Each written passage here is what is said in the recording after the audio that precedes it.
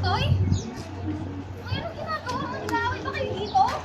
Teacher Ling, pinubugbog po kami ni Totoy. Teacher Ling, hindi ko yung totoo. Sinabak-bakat mo talaga yung simula. Opo, Teacher Lane. Kinukuha pong lalaki yung baon ko. Napuno lang po ako.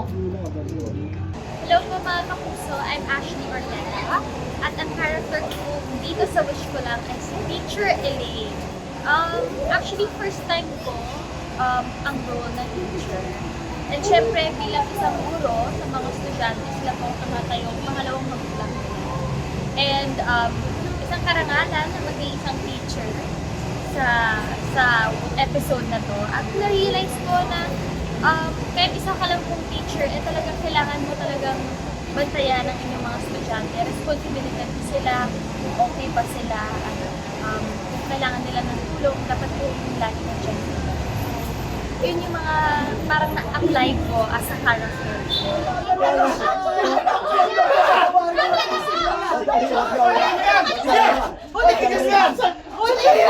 Sandali lang! Ano ba? Mama kayo sa amin! Actually, mahirap yung role niya at mabigat yung sinadala niya. Ang gusto ko lang sabihin sa mga taong makakaranas ng gano'n, I hope you can seek help. Kasi you deserve yung mga gano'n. I think meron naman mga taong malalapitan. Kasi siguro seek help sa mga mas nakakatanda sa inyo. Sana walang batang makaranas ng gano'n. Kasi that's really unfair for you.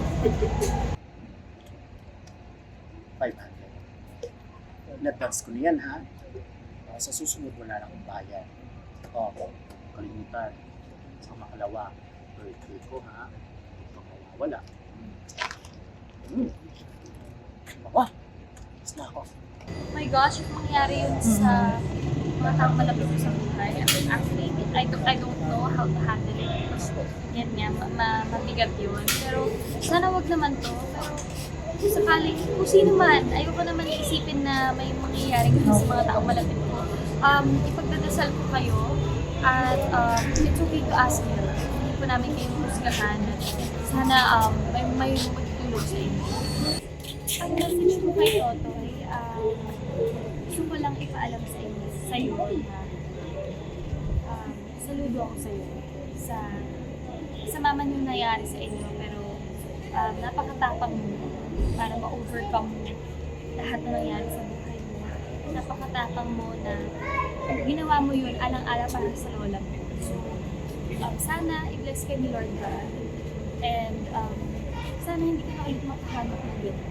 Because you deserve so much more in life.